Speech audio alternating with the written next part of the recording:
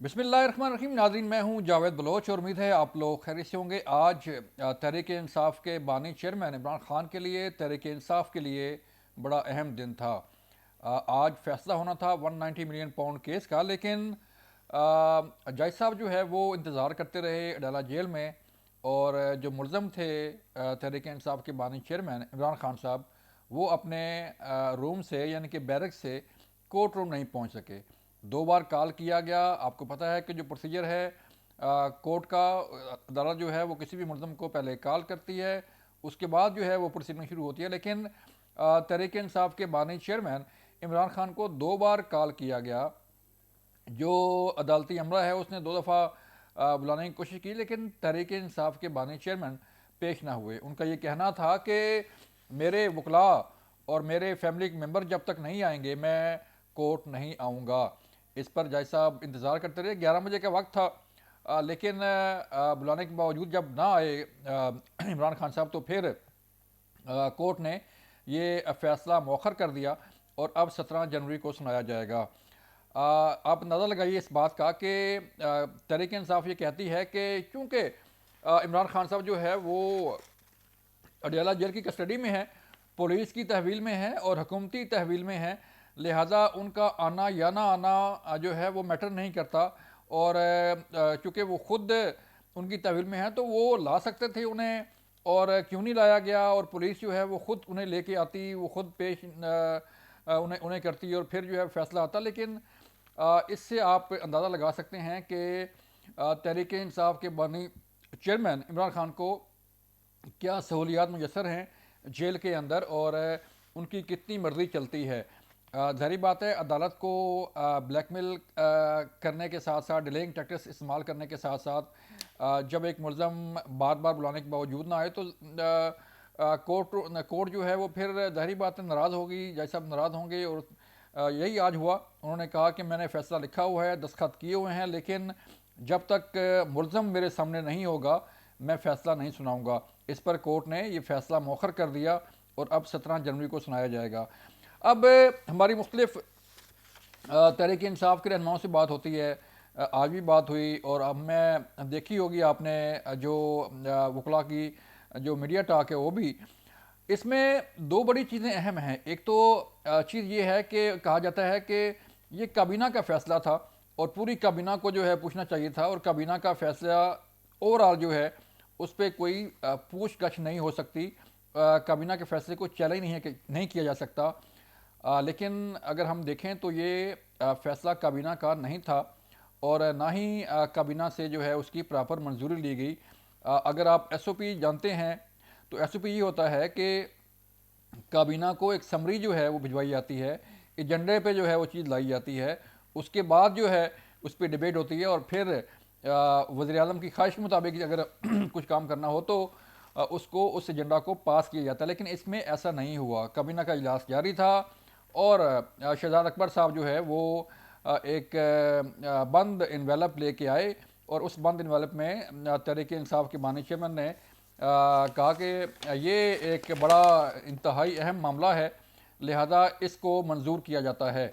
काबीना के अरकान ने पूछने की कोशिश की, लेकिन उन्होंने कहा कि नहीं, ये टॉप सीक्रेट है, लिहाजा इस पर कोई बहस नहीं होगी, ये मंजूर किया जाए। तो ये वही मामला है जब जैसे उन्होंने अपनी जेब से, आपको याद होगा परेड ग्राउंड में एक साइफर का कागज़ लहराया था, जेब से निकाला, साइफर को लहराया और फिर उसे बंद करके जेब में डाल दिया। अब इस इन्वेलप में, इस साइफर में क्या था किसी को कुछ पता नहीं है। लेकिन इमरान खान साहब ने एक बयानिया उस वक्त भी जो है वो लॉन्च किया कि एब्सोल्युटली नॉट का जो बयानिया था वो उसको आगे बढ़ाया, और अमरीकी साजिश को जो है वो आगे बढ़ाते हुए अपना केस प्लीड किया और अपना बयानिया जो है वो सामने लेके आए। और फिर अब वही बयानिया जो है वो डोनाल्ड ट्रंप के आने के बाद ये बयानिया जो है वापस हो रहा है कि नहीं, डोनाल्ड ट्रंप सब आएंगे और 20 जनवरी के बाद हालात बदल जाएंगे। लेकिन शायद ऐसा ना हो। और फिर दूसरी बात ये है कि ये जो काबीना का फ़ैसला था उसी पे हम रहते हैं। आपको वो तफसील बताते हैं कि इस काबीना के फ़ैसले के बाद जो है अलकादर ट्रस्ट की ज़मीन जो है वो कैसे ली गई, پھر القاعدہ ٹرسٹ جو ہے وہ کیسے تعمیر کیا گیا، پھر بنی گالہ کی زمین جو ہے وہ کیسے لی گئی، اور بنی گالہ کی زمین کو کی کیسے انتقال ہوئے، کیسے جو ہے وہ چیزیں آگے بڑھیں. یہ کوئی ایک سادہ اور جو ہے وہ اتنا سادہ کیس نہیں ہے جتنا اسے بنایا جا رہا ہے. اور یہ کہا جاتا ہے کہ یہ تو حکومتی یہ تو پیسے کہیں باہر نہیں گئے اور نہ ہی کسی نے پیسے لیے.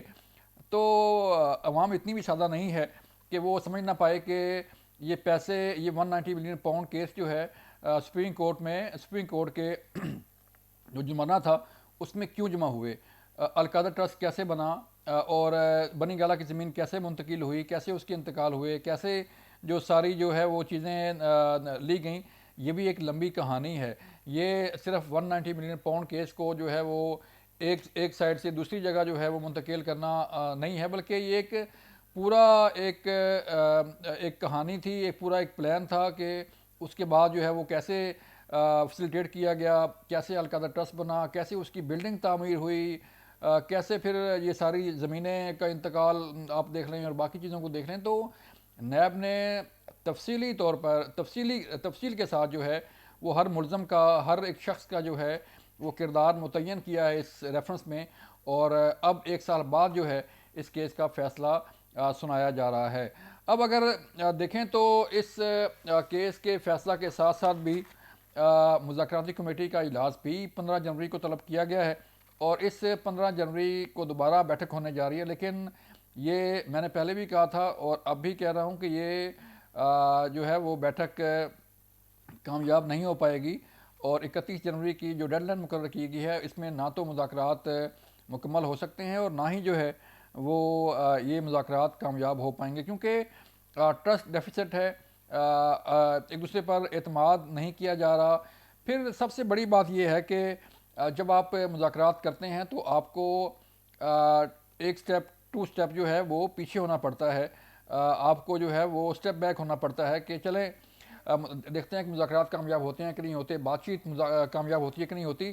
لیکن تحریک انصاف ایسا نہیں کر رہی. تحریک انصاف ساتھ ساتھ تو اداروں پر، عسکری قیادت پر، حکومت پر اور ٹرولنگ کر رہی ہے. سول نافرمانی کی تحریک جو ہے وہ بھی چل رہی ہے، لیکن ساتھ ساتھ مذاکرات بھی چل رہے ہیں. تو ایسا یہ جیسے یہ کیا جا رہا ہے اس طرح ہوتا نہیں ہے. یہ ایک پلان ہے اور اسی پلان پر عمل درآمد کیا جا رہا ہے کہ آپ ان مذاکرات کو لنگران کریں، ان مذاکرات میں جو ہے وہ ملبہ سارا ڈالیں حکومت پر اور اسٹیبلشمنٹ پر، اور پھر بعد میں جو ہے وہ واویلا بنایا جائے. اور پھر 20 جنوری کے بعد اگر ہم دیکھیں تو تحریک انصاف کے بانی چیئرمین اور عمران خان کو اور تحریک انصاف کو یہ امید ہے کہ ڈونلڈ ٹرمپ صاحب جو ہے ان کا کیس دیکھیں گے اور پاکستان کو یہ کہیں گے کہ انہیں رہا کیا جائے، کیونکہ اس کے لیے بھی پلان تیار کیا گیا ہے کہ انہوں نے کس طرح اس کیس کو لے کے جانا ہے اور کس طرح جو ہے وہ دنیا کے سامنے پاکستان کو، پاکستانی اداروں کو اور پاکستانی حکومت کو اور پاکستان کی فوج کو ملائن کرنا ہے. کیونکہ انسانی حقوق کی خلاف ورزیاں دیکھی جائیں گی، اس میں سارے یہ چیزیں ڈالی جائیں گی، تو پھر جا کے یہ کہیں بات بنے گی اور بات جا پہنچے گی ڈونلڈ ٹرمپ کی انٹروین ہونے تک کہ وہ مداخلت کریں، وہ فون کریں، وہ بات چیت کریں حکومت کے ساتھ تو پھر معاملہ حل ہو. لیکن اس طرح کے معاملات جو ہے وہ کسی ملک کے لیے، ملک کے ساتھ یا ملک کی مداخلت سے جو ہے وہ حل نہیں ہوتے. یہ معاملات حل ہوتے ہیں مذاکرات سے، یہ معاملات حل ہوتے ہیں بیٹھ شیٹ کے بات کرنے کے. لیکن لگ یہ رہا ہے کہ یہ بات چیت نہ تو کامیاب ہوگی اور نہ ہی جو ہے یہ مذاکرات جو ہے وہ آگے بڑھیں گے، اور نہ ہی پاکستان جو ہے وہ کسی بھی ملک کی، چاہے وہ امریکہ ہی کیوں نہ ہو، اس کے کہنے پہ کسی کو رہا کرے گا. یہ تھی آج کی صورتحال. اپنا خیال رکھیے گا. اللہ حافظ.